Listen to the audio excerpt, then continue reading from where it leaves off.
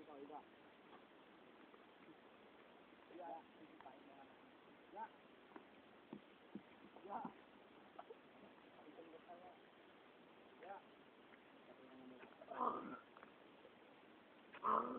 Hindi, mandun sa leeg, sa leeg. Sa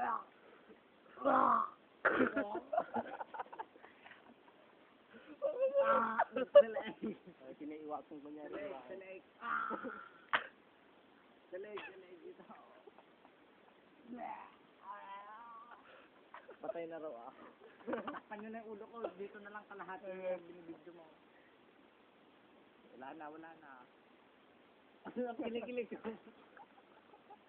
Ayun. Ibang